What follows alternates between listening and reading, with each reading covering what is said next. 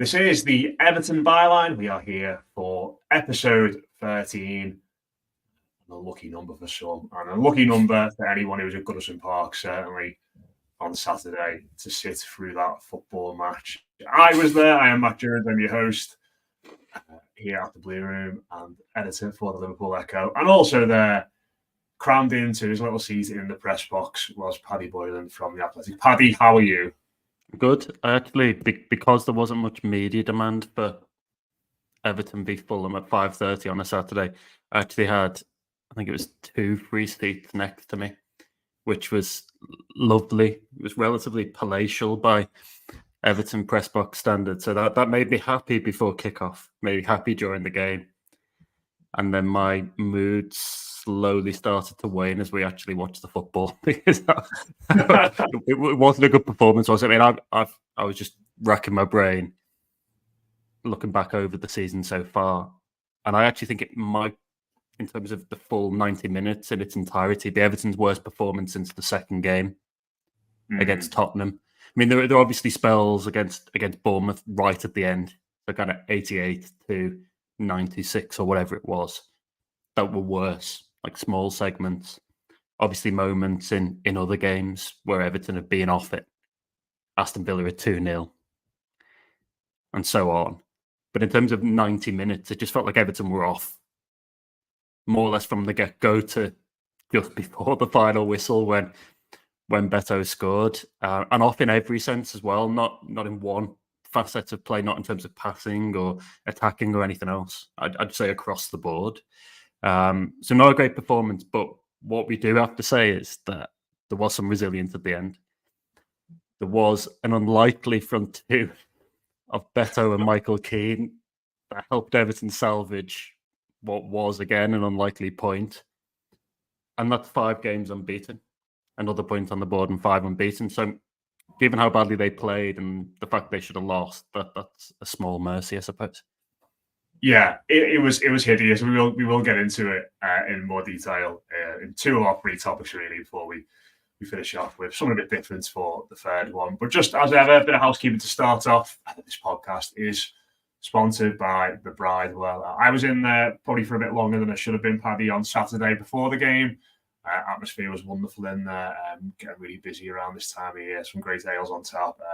Had a really lovely time before it was ruined, before having to go to the actual ground and watch Everton. So yeah, do check it out if you go and people starting the Christmas shopping at this time of year now, Paddy. You know, it's starting to get dark. So if you're in town for any reason over the weekend, do head down, check it out. And if you've gone down there because you've heard about it on the Byline, do let them know as well. And as ever, if you're watching us on YouTube, do hit like, hit subscribe, leave us a comment on anything you think, anything you think about what we're talking about today. And also leave us a rating and leave us a review on Spotify or on iTunes. It all helps. We're going to start off, obviously, by talking about that game against Fulham, Paddy, and sort of what happened afterwards. And I've sort of, people who are watching this on YouTube will see the banner coming up shortly. But is Dyche being too negative, effectively, is where I've gone with that. And it's twofold, really. I suppose it's in terms of the performance and the way in which Everton played, which we've touched upon there, was particularly tough to watch on Saturday. But also in some of the stuff he had to say after the game, and you wrote about today, where he effectively says that the target and the bottom line this season is still just to stay afloat. We'll take the first part of it. We'll say stay afloat. She'll probably clarify, not keep the club going and run as a business. Stay afloat in the Premier League, of course. And avoiding relegation is the main aim from his point of view. But we should probably take the first part of that first, and the way in which the team set up and the tactics, which were so bad and so one-dimensional at the weekend. It was strange because I think it's one of those where I think at times this season that the team have actually shown they can play a bit, and we've got some talent in the attacking third, certainly with Dyche and McNeil. But that was just so absent at the weekend, and it felt like Fulham did quite a good job on shutting down our main threats and our patterns of play, in inverted commas, you could say, and then it just disintegrated into this horrible mess whenever Everton got the ball. Yeah, I mean, it sounds very odd to say, given the club I'm about to say about, but Fulham have almost become a bit of kryptonite, particularly at Goodison to Everton in recent years.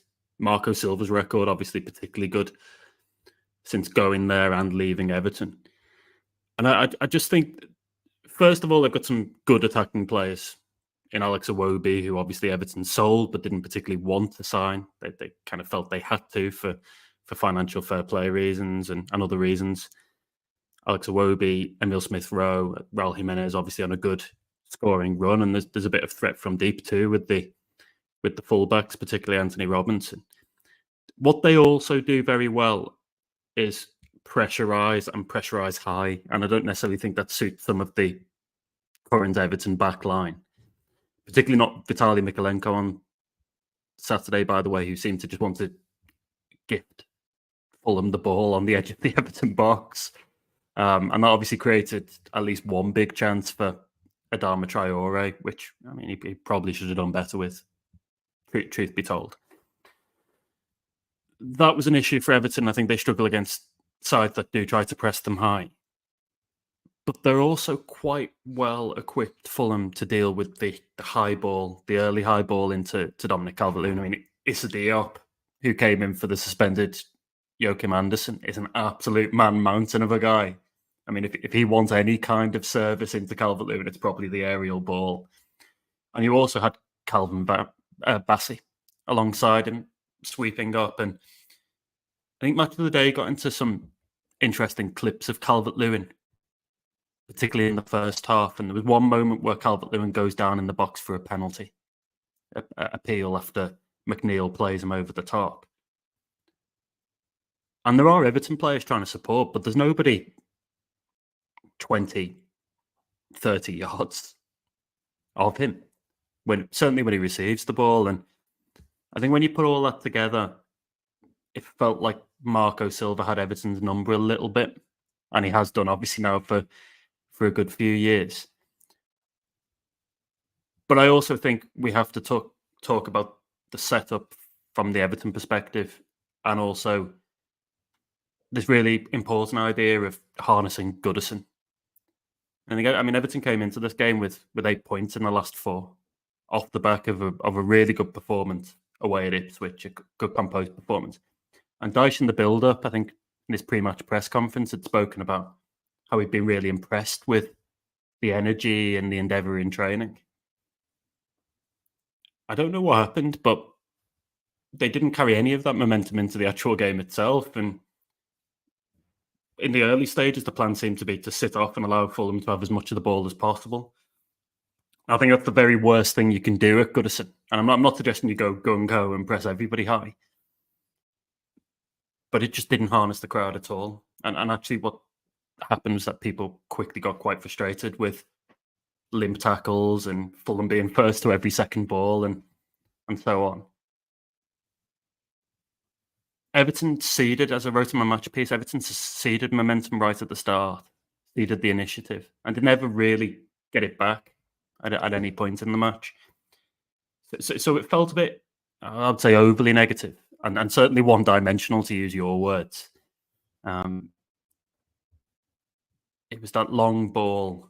I mean, this game in my head is a series of Jordan Pickford passes, long balls, passes, whatever you want to call them, into Calvert-Lewin that kind of sail over his head with nobody anywhere near him and straight through to Bernd Leno in the Fulham goal. And it just seemed to me that, I mean, even when they got the goal back at the end, it was effectively, let's do this 2.0, even more direct, even more physicality in the box. And thankfully, in this case, it persevered. But there are still some big questions here.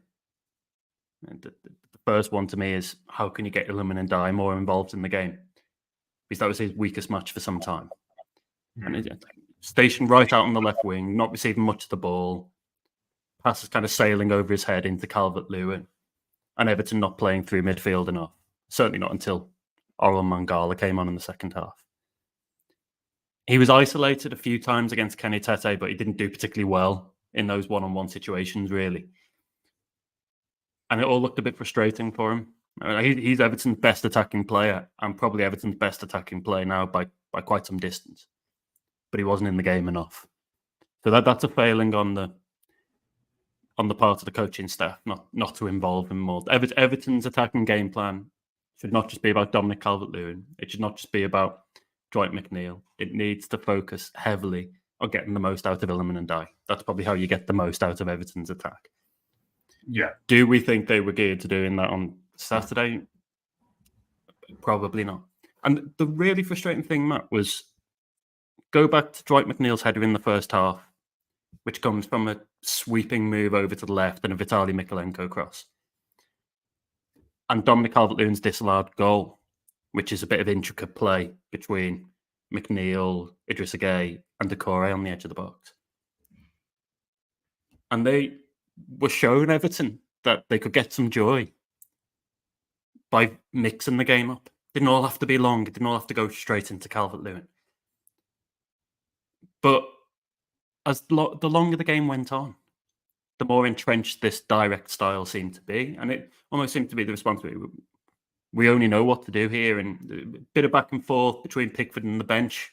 At times, don't know if you saw that, over whether goal kicks should go long or short.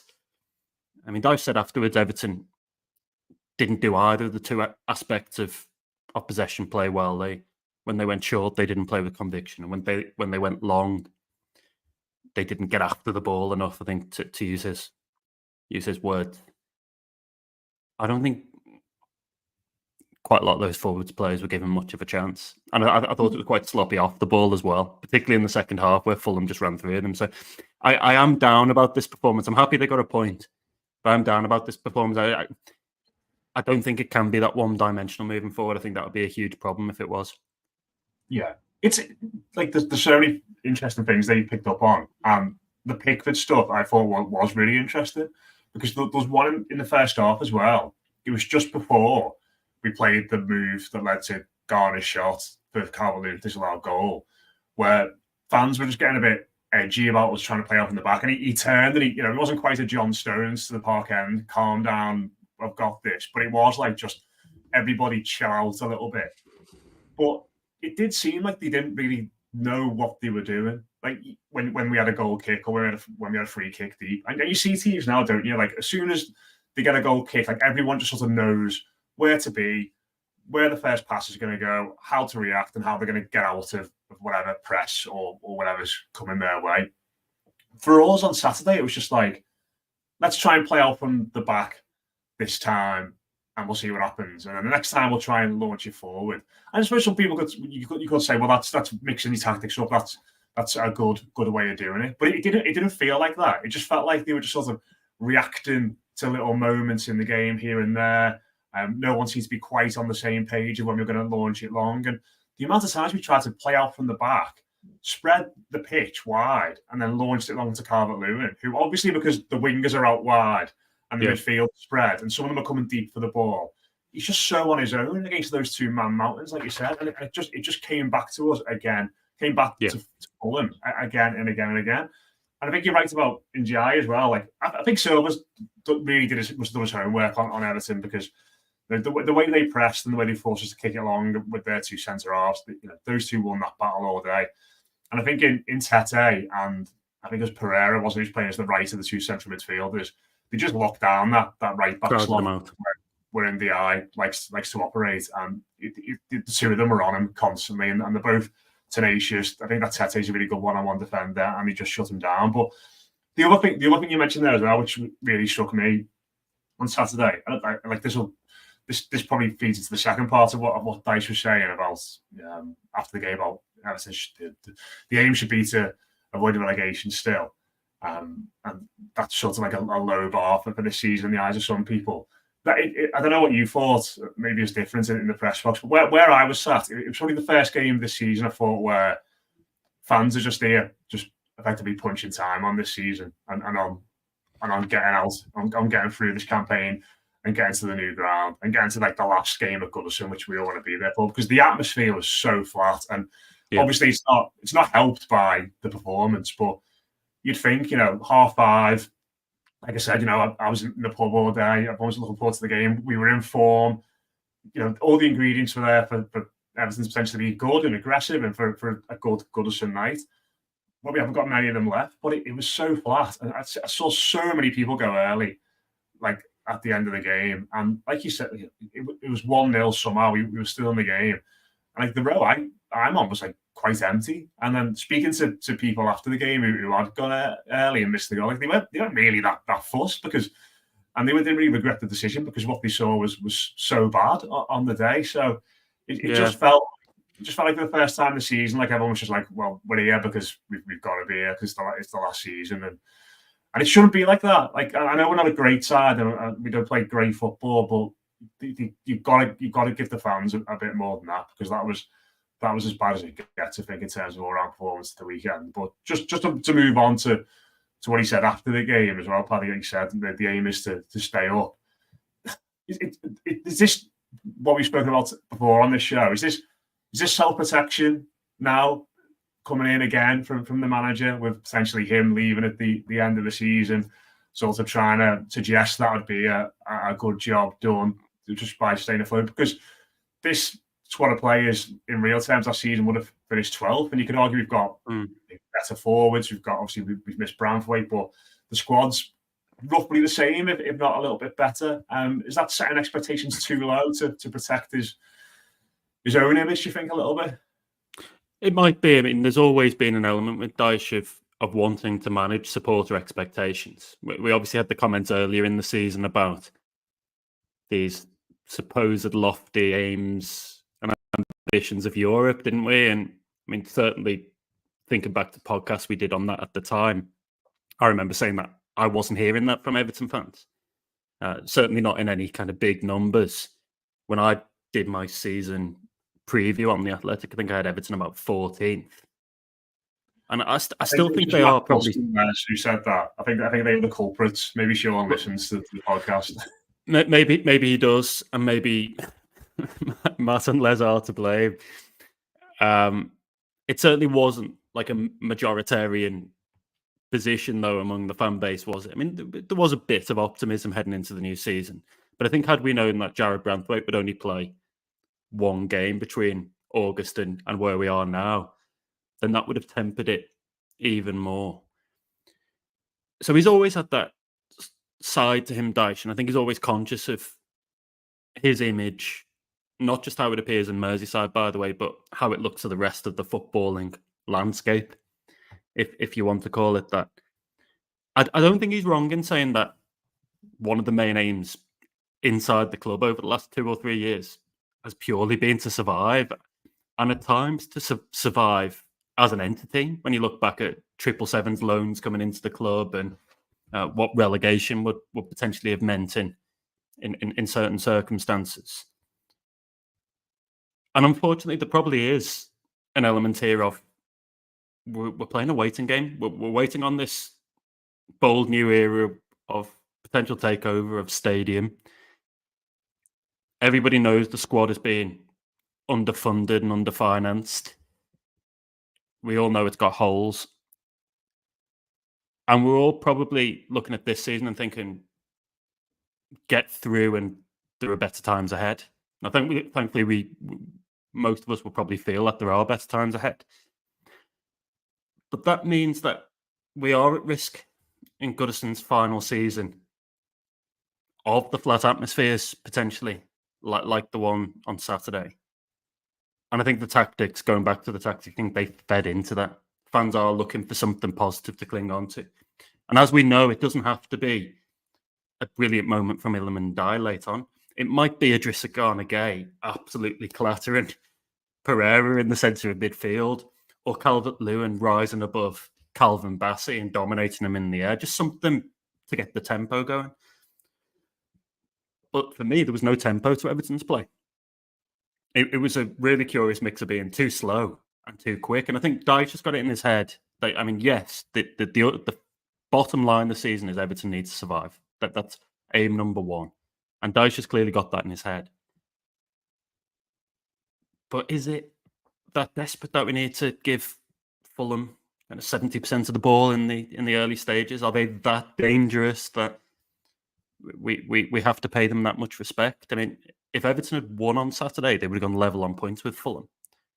But as I wrote in my match piece, it didn't feel like a game between relatively equals. It felt like, I mean, for want of a better analogy, Everton were a Championship or a League One side playing a Premier League team in the Cup, and were just defending and trying to see what they could get. I mean, he's probably quite happy with the point. And of course, the point keeps the unbeaten run going. It keeps the points total ticking over. But it does feel like a missed opportunity. I mean, Fulham aren't so great that Everton couldn't have, in different circumstances, really gone at them and won the game on Saturday. So yes, I think there is a feeling that the aim of the season is to survive. And I think what that does is it creates a vacuum. It creates this feeling that we're almost wishing time away. Let's just survive and let's get through. But I think that does Goodison in particular a disservice. Yeah, it's like it's a time when we should be cherishing every moment. But it feels like we're, like I said, like people are sort of wishing it away just to get to like the last game or like the last derby or like. How many farewells are there now? Yeah. I mean, let's say for argument's sake, Everton don't progress far in the FA Cup. We're talking about a dozen or so games left at Goodison. Not many. You don't want them to be like that one. And then when you go through and you say, well, will the Merseyside derby, will Chelsea, will Arsenal, will City be like that Fulham game? Yeah. Again, it does it a bit of a disservice. And yes, of course, we all know that the squad isn't where it maybe needs to be to compete at the top end or even in the upper reaches of mid-table. But I don't think there's so much of a difference between Everton and Fulham. Everton's got some good players. Calvert-Lewin's a good player. And Ndye's a good player. Dwight McNeil's a good player. None of them really showed it. And I wonder if any of them were really able to show it in that setup. I mean, it doesn't get the most out of Ndye, does it? No. It's just, hopefully it's just like a massive one-off that, because I think it was as bad as we played in any game really under Sean Dyche. But I thought it was worse than the Brighton game at the start of the season that they lost 3-0. Yeah, I mean, I didn't go to that one, so I can't comment. But I was so staggered that we were still in the game on 90 minutes because the amount of times they just popped it around our midfield and were driving the back four with Iwobi being Smith Rowe and AN over. They had so many chances. They didn't have loads of glorious chances to kill the game necessarily, but they had so many chances to create big chances that they spurned and let us off the hook big time. Let's forget about that forever for now, and talk about Beto very quickly as our middle point today.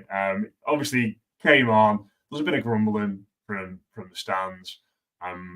I don't think he played particularly amazing when he was on.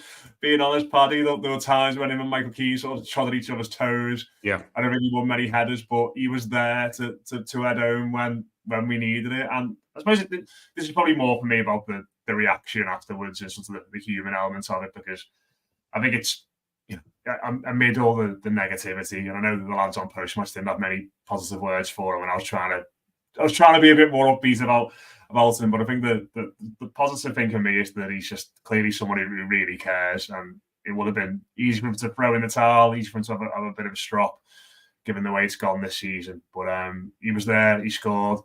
It was a lovely moment after the game when you see how much it meant to him in that interview, and clearly he's a popular lad in the squad as well. Yeah, it was quite telling that as soon as the final whistle goes, João Virginia, who's obviously Portuguese as well, straight over to him, giving him a big hug. Even from where I was in the main stand press box, I could see Beto with his shirt over his head, trying to hold back the tears. Didn't do a particularly good job of that, by the way. I mean, saw some of the camera footage. It was quite clear that he was crying, and I think that's, as I put on Twitter, I think it's touching to see somebody care that much and want to make an impact. I mean, it was all that pent-up frustration of the last 3 or 4 weeks where he hadn't seen any minutes at all, was just released upon scoring and then again at the end of the game. And he probably has been a bit of a victim of Everton's start to the season. I mean, he didn't play after I think it was the 3-2 defeat against Aston Villa. He didn't play between then and Saturday. And the game before that, of course, the game before Bournemouth was Aston Villa was the Bournemouth match where he came on very late on, I think about 86 minutes, and Everton conspired to lose a 2-goal lead. So I almost wonder if this feeling set in that Beto is so chaotic and so unpredictable in what he's doing that he's not the man for those kinds of occasions. And he's quite clearly not got the refined all-round game of Dominic Calvert-Lewin. I mean, on his day, like, for example, the April Merseyside derby against Liverpool, that was as good a centre-forward performance in the kind of traditional focal point mould from Calvert-Lewin as you're likely to get, and probably the archetypal Sean Dyche centre-forward performance in terms of what he wants. Beto doesn't have some of those intricacies. I mean, it's quite interesting after the game. Obviously, Dyche was asked a lot about Beto. One of the things he mentioned was that he came into football relatively late. He didn't rise through an academy in the same way. I think he was 20 when he started playing in the Portuguese Third League. And obviously, everybody knows he was a KFC after being released from academies as a kid. So 20, 21 when he gets into the Portuguese First Division. That's relatively late for somebody of his age.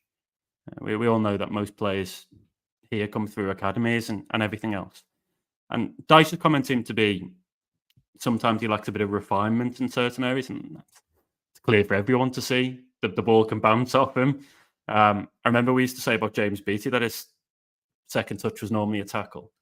And at a time with Beto, it feels like it's not only a tackle, but it's also a foul on the opposition as he kind of scrambles to retrieve the ball. I think what he can do, that chaos late on can go either way. But in this case, it obviously went in Everton's favour. And it doesn't settle defences because he runs in behind and he's a big lad and he's quick when he gets going. Slightly unconventional. I mean, if he doesn't know what he's going to do, how the hell does a defender know what he's going to do next? And Sean Dyche certainly can't. And to be fair to him, he gets into good positions. Doesn't always finish, but he gets into good positions. I mean, that is exactly where you want your striker at the end, in the 6-yard box, ready to meet the cross into the box. I know we're talking about Beto in this segment, but I think we have to give credit to Ashley Young for the technique and the control to take that ball first time on the volley and put it back into the box. So that was an excellent cross, and one that was begging to be met and to be scored. But it was a lovely moment for Beto. I mean, I'm still not sure long term he's the right answer, but he's something different, and something different might not always pay off, but it did on Saturday. Yeah, I think that Bournemouth game you mentioned there was a really pivotal moment for him. Like it feels like the manager lost a lot of trust in him from that. And like you said, it was only a 5-minute cameo, but I remember how mad it was. And there were a couple of times where I think it was a 2-1 in that game where we had crosses flashed across the box and he was nowhere. And I think we lost loads of shape.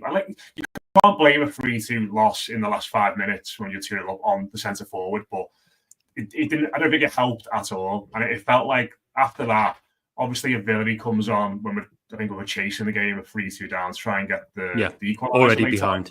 Yeah.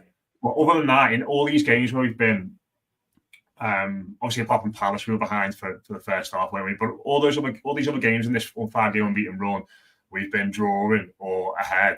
He's not come on, has he? He's been left on the bench, and I think that game against Bournemouth has left a bit of a scar there.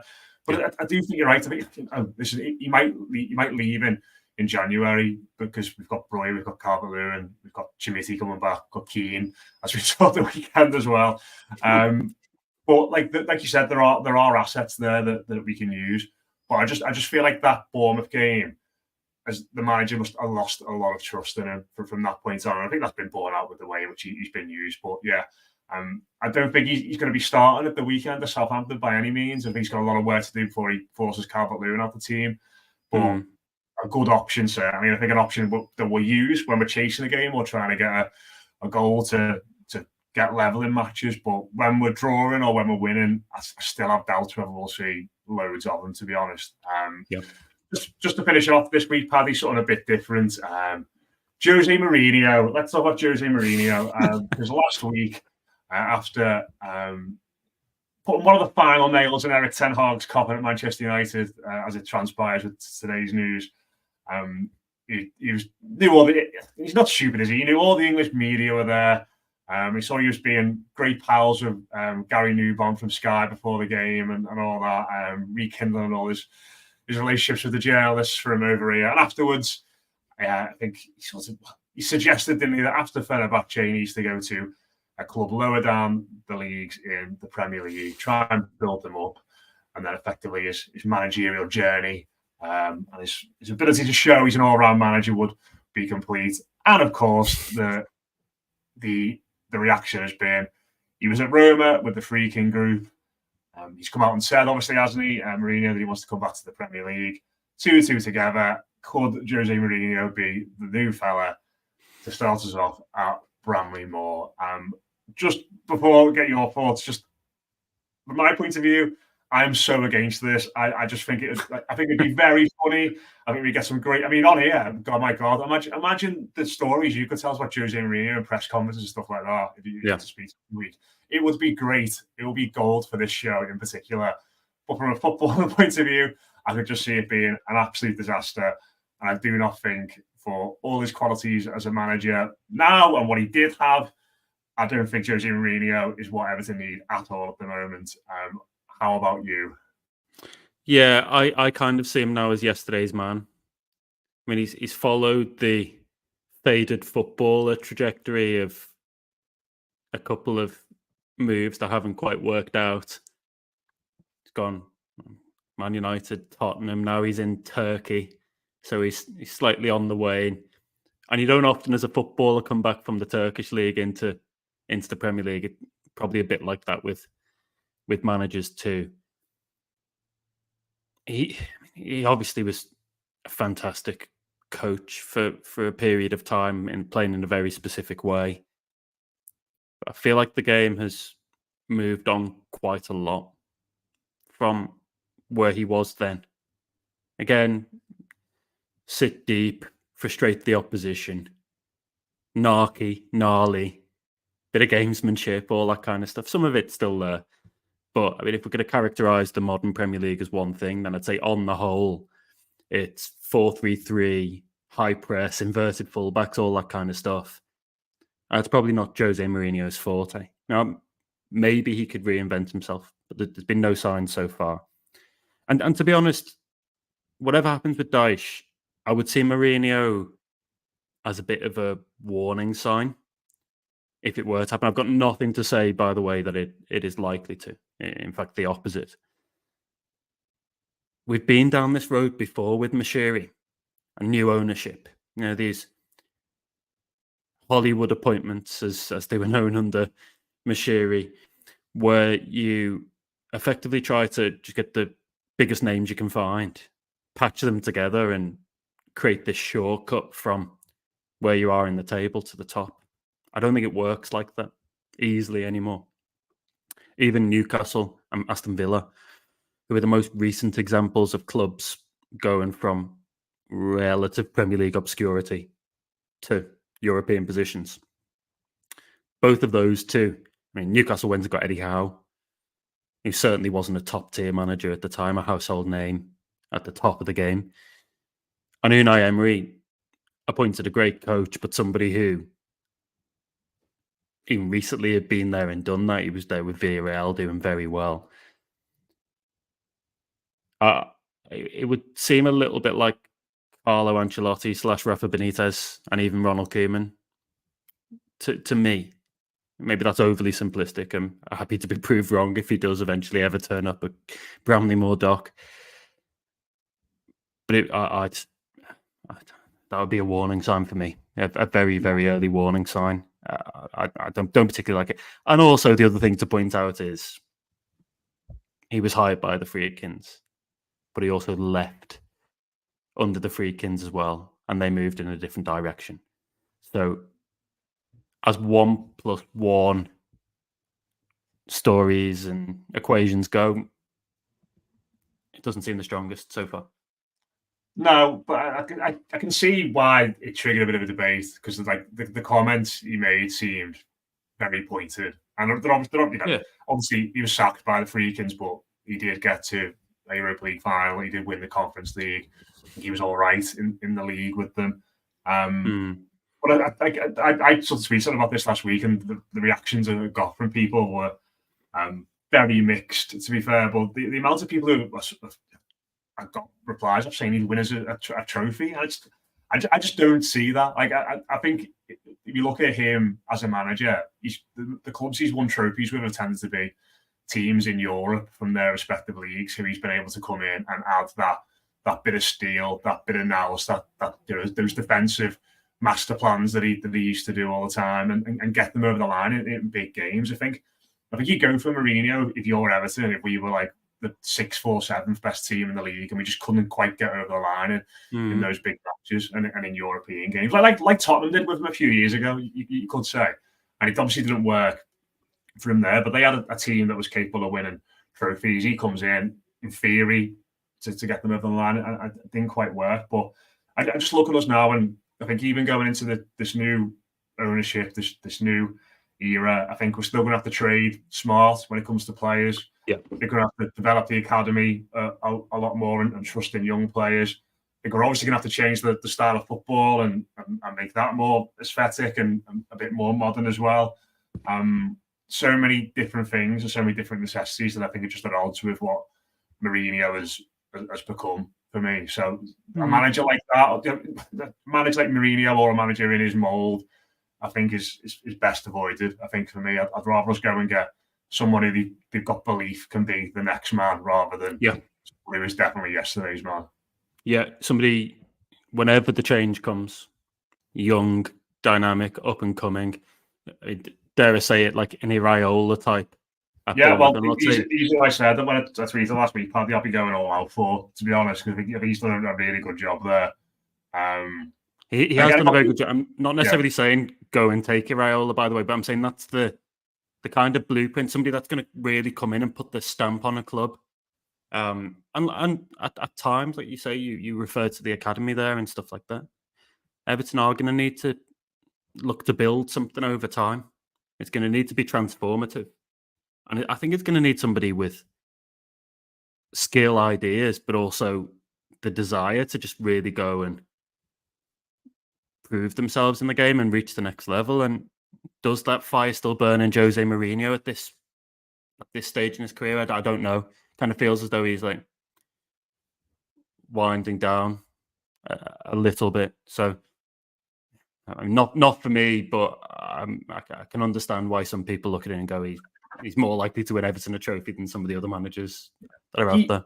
He's surely someone Moshiri must have gone for in the past. Like, I don't know if any of your reporting has sort of clarified that, but he must have been on his radar at times. I'm absolutely sure that Jose Mourinho's name will have been bandied about. I'm 100% sure of that, more or less.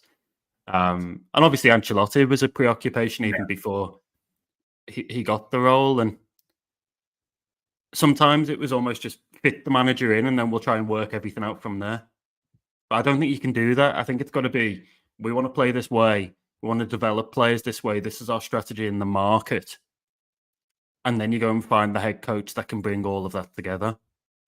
Rather than, here's Mourinho, and now we're going to have to go and buy loads of 27-year-old holding midfielders from Portugal to play the way he wants. Yeah. I think it's going to have to be more cohesive than that. Yeah. Oh dear, yeah. I mean, the final thing on this is I'm just fed up of us kind of being the circus as well, and like that would feel like it would just be like you bring in, you're getting rid of one circus in Moshiri and the next one's rolling straight in with Mourinho and all that. Just want someone who's a good young coach who we can sort of get behind and who will do all those things I mentioned before, not someone who will kind of make it maybe a bit more about themselves, whose best days are behind them. But we will see how that one transpires. There's a decision to make on Dyche, isn't there, first? Yeah, I mean, of course, yeah. We are, especially, I'm getting a little bit ahead of ourselves here, but it's, it feels like it's going one way, doesn't it? Well, he's out of contract at the end of the season, so that will inevitably, that news vacuum will lead to speculation over what potentially could come next if he leaves. But I mean, we need a resolution on that. We need, like, ultimately what has to happen is these guys come in, they're in situ. We start to understand through communications to fans and to ourselves in the media, who then disseminate back out to the fans. We start to understand what they actually want to do here, what the plan is, and how it all comes together. And actually, we don't know. We don't have any of that yet, do we? They're not in situ, and they're not at the moment saying too much. They're keeping their powder dry. Like it all needs to piece together. Like new CEO, manager, what's happening there, director of football, what's happening there, and all of those pieces fit together. It's not just a case of going out and getting the manager or getting Jose Mourinho. There's a lot more to it than that, and I would have thought the Friedkins will be thinking about the bigger picture, how everything fits. Like I said, there'll be so much material for the show, but if we're going to think about the bigger picture, and Everton, 43-year-old Nemanja Matic running around Bramley Moor trying to clog people while Mourinho goes mad on the sideline. Who else does he always sign? Matic is one, isn't he? Oh, he had a few down the years, didn't he? Like, did he get signed Eto'o a few times as well? Did he maybe get him back? Yeah, I don't think Samuel Eto'o. I mean, we've done that once, haven't we? It didn't work out so well. Ricardo Carvalho back as like an old school centre back coach, position specific centre back coach. Matic, Hilario, Hilario, the goalkeeping coach. Based on the weekend, the Matic might still get a game for us, to be fair. I've not got the energy for it, honestly. Sensational. Really enjoyed that. Let us know your thoughts on any of that. Is Dyche being too negative? Should Beto be getting more games? And are me and Paddy mad for potentially turning our noses up at the special one or not? Do let us know your thoughts in the comments. Do leave us a rate and do leave us a review if you're listening. Just a reminder, this podcast is sponsored by the Bridewell and Liverpool City Centre. Do get down and have a bevy this weekend if you're in town. Always a great place to stop in. We'll be back next Tuesday to reflect on another long journey for Paddy on the Everton away day circuit. Didn't mention anything today about it, did I? No, you didn't, to be fair. I mean, we'll save that for next week. Trying to shed my tag of being a moaner. Yeah. Obviously, winless Southampton as well. But yeah, we'll cross that bridge when we come to it. But we'll be back again next Tuesday morning to go through that game and any other stories that develop. But yeah, really appreciate everyone listening. Up the toppies, and we'll speak to you again very soon here on the Everton